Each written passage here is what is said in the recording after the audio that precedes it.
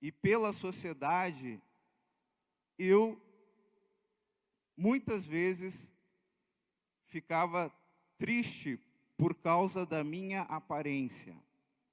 Eu só pude viver a liberdade do Evangelho quando eu compreendi que Deus me ama da forma como Ele me criou. Porque, lembrando do estudo bíblico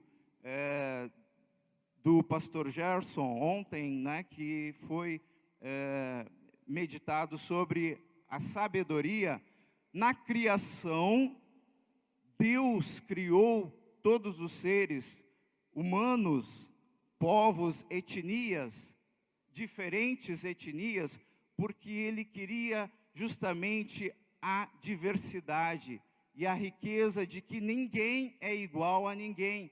Eu sou um ser único, cada um de vocês é um ser único, e isso é belo, e isso é a sabedoria de Deus.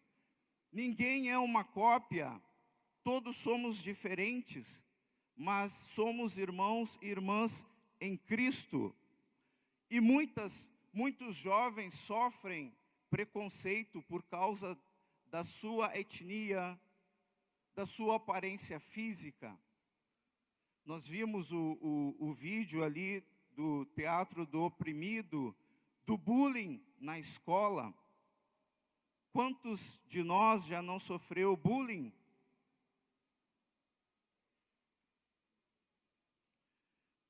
A minha vida tem valor, a dignidade do meu corpo. A exortação do apóstolo Paulo se aplica ao nosso momento, onde a cultura permite uma série de atitudes em relação ao corpo, que não trazem dignidade. Por essa razão, o apóstolo exprime-lhes o princípio da liberdade cristã, contido nesse versículo 12. E ele fala do que é permitido, conveniente e dessa necessidade da ética da convivência. A minha liberdade termina aonde a liberdade do meu próximo começa. Nós queremos agora fazer um pequeno cochicho e responder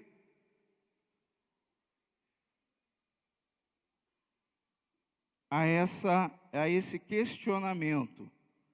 1, 2 aí, vocês podem conversar, 5 minutinhos. Em quais situações colocamos em risco a dignidade de nosso corpo? Podemos fazer esse cochicho?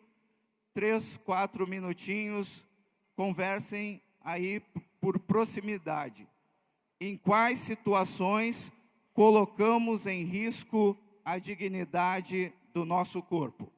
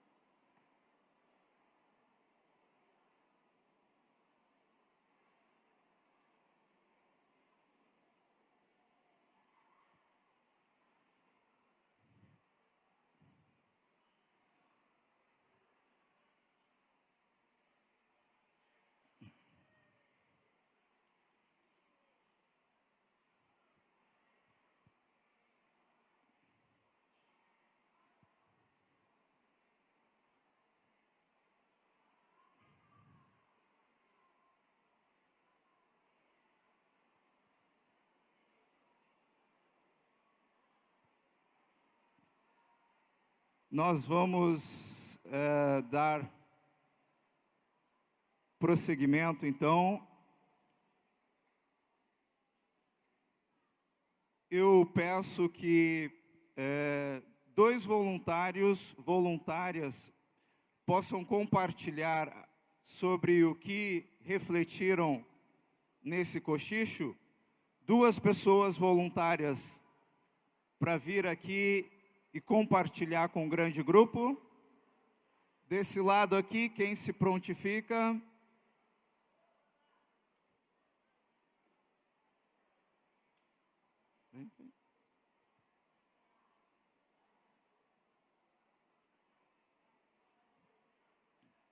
Vem mais alguém aqui desse lado.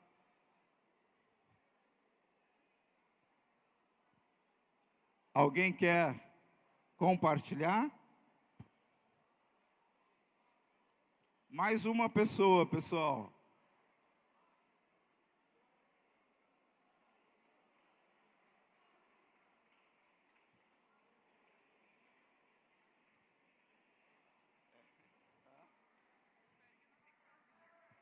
Não vamos.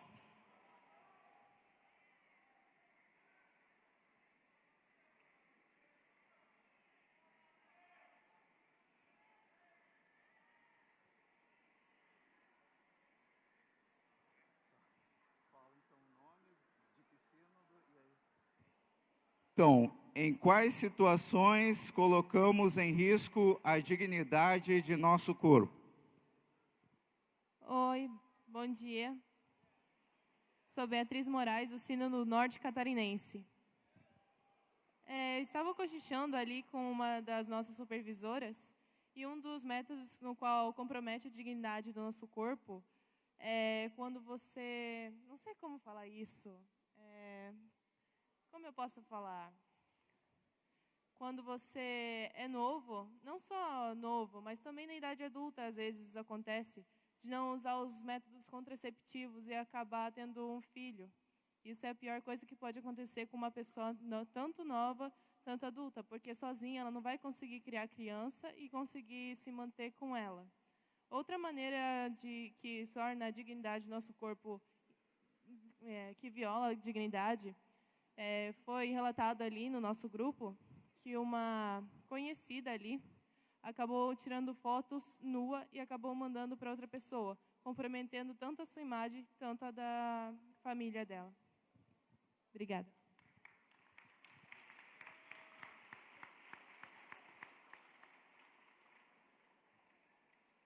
Bom dia, eu sou o Rodrigo do Sino do Sudeste. Discutindo com o meu grupo o que seria, primeiramente, dignidade para a gente colocou como sinônimo de dignidade a integridade, né, do nosso corpo. E a gente discutiu bastante assim, sobre comportamentos de adolescentes, né, jovens que não têm opinião própria, acabam seguindo a opinião dos amigos. E, por exemplo, às vezes para parecer legal, para parecer descolado, acaba, por exemplo, usando drogas, né? E isso seria um dos jeitos que nós colocamos nossa dignidade em risco, a integridade do nosso corpo, apenas para parecer legal, né? Apenas para parecer descolado, ser aceito pela turma. A gente também conversou sobre expor publicamente o corpo, né? Que às vezes, por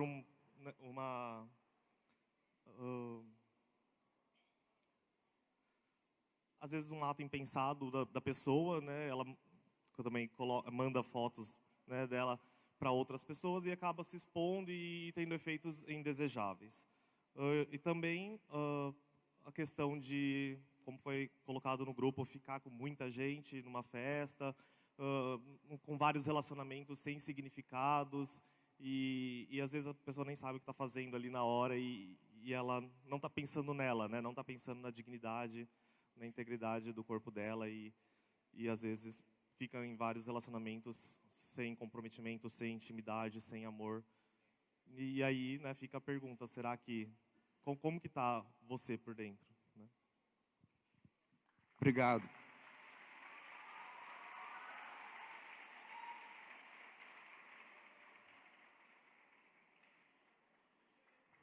Essa foi, então, o questionamento primeiro, e agora a gente passa para a outra pergunta, para o nosso próximo cochicho.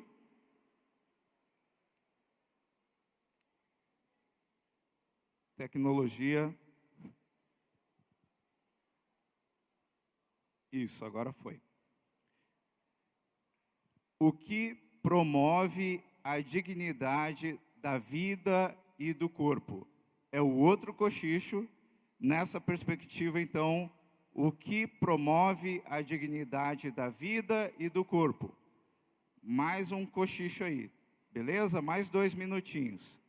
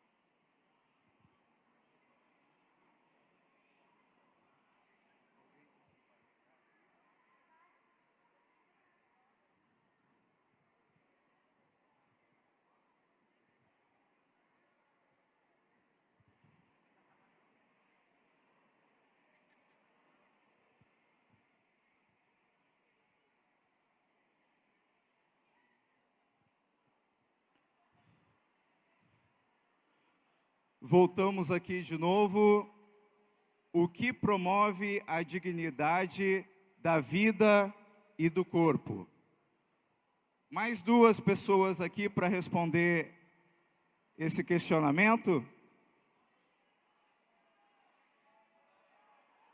Mais uma pessoa, isso. Vem. Pode vir. Pode falar teu nome, o sínodo. Fala o nome e o sínodo. Bom dia a todos. Meu nome é Lucas, eu sou do Sínodo Norte Catarinense. E interessante esse tema que a gente está abordando hoje, né? Bom, dignidade, na minha opinião, é a gente ter a nossa opinião própria. E o que faz a gente ter essa base são os ensinamentos que nossos pais ensinaram em casa. E a partir do momento que a gente perde esses valores, a gente também perde a nossa dignidade. Era isso que eu tinha para comentar com vocês. Obrigado.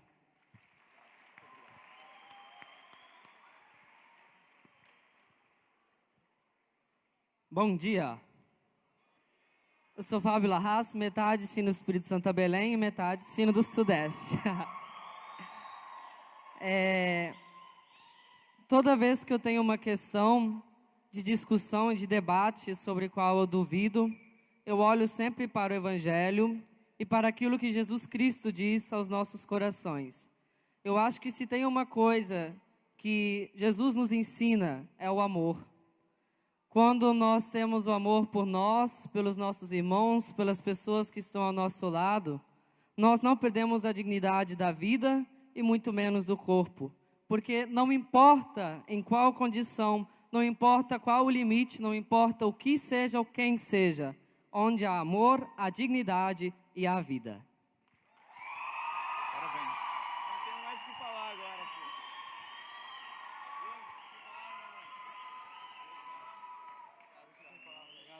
Meu nome é Edrio, eu sou do Sino do Norte Catarinense. E o que eu penso sobre dignidade do corpo é tu ter conscientização de tudo que tu for fazer, pô.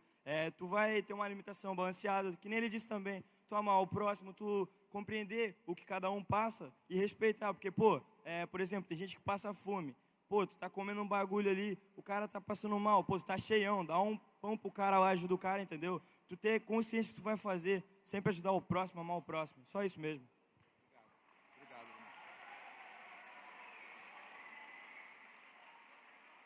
Obrigado pelas participações e reflexões. E fazendo o fechamento, a palavra de Deus diz que o nosso corpo, ele é habitado, é sagrado. O nosso corpo é templo do Espírito Santo. O Senhor, o Espírito de Deus, habita em nosso corpo. O nosso corpo não é simples invólucro, orgânico, de notável composição. O nosso corpo é templo do Espírito. Antes, Paulo havia dito que toda a igreja de Corinto era templo de Deus. E que se a pessoa, e deu uma advertência, né, para aquelas pessoas que destroem o corpo, que não cuidam.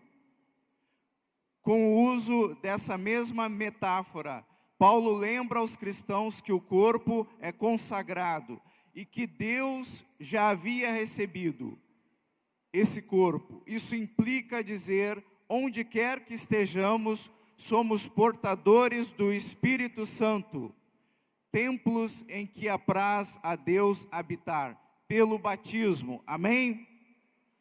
E nossa resposta como luteranos e luteranas, eu vejo muito do que Lutero, a sua forma de viver o Evangelho.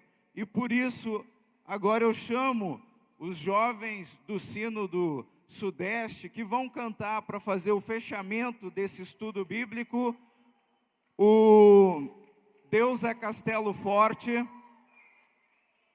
lembrando que é o Evangelho que nos liberta e que dá a dignidade, que nos dá a dignidade. Convido então aos jovens do Sino do Sudeste que vão cantar o hino de Lutero, finalizando o nosso estudo bíblico.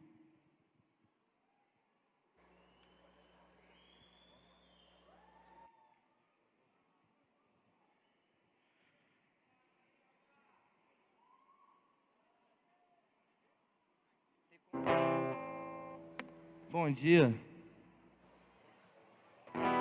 Fez uma versão do Deus é Castelo Forte Bom, com hip hop. Espero que vocês venham curtir, quem não escutou.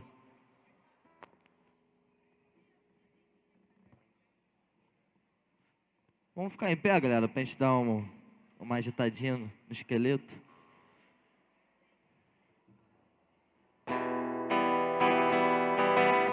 Batendo palma pra ficar maneiro. Ó.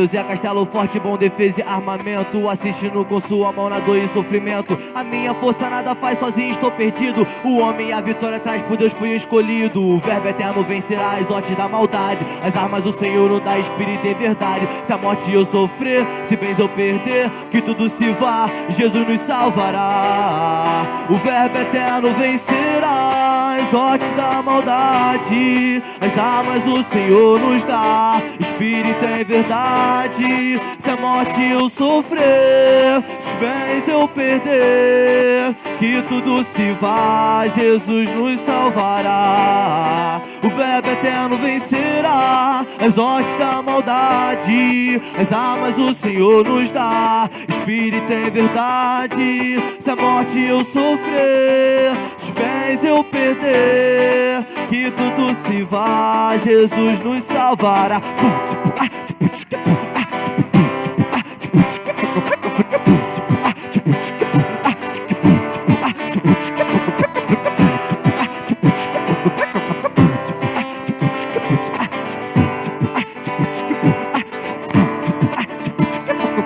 Deus é castelo forte, bom, defesa e armamento. Assistindo com sua mão na dor e sofrimento. A minha força nada faz, sozinho estou perdido. O homem a vitória traz, por Deus fui escolhido. O verbo eterno vencerá as hostes da maldade. As armas do Senhor não dá, espírito e verdade. Se a morte eu sofrer, se bens eu perder, que tudo se vá, Jesus nos salvará. O verbo eterno vencerá as hostes da maldade. As armas o Senhor nos dá, espírito em verdade. Se a morte eu sofrer, os bens eu perder, que tudo se vá, Jesus nos salvará. O verbo eterno vencerá as hostes da maldade. As armas o Senhor nos dá, espírito em verdade. Se a morte eu sofrer, os bens eu perder, que tudo se vá, Jesus nos salvará.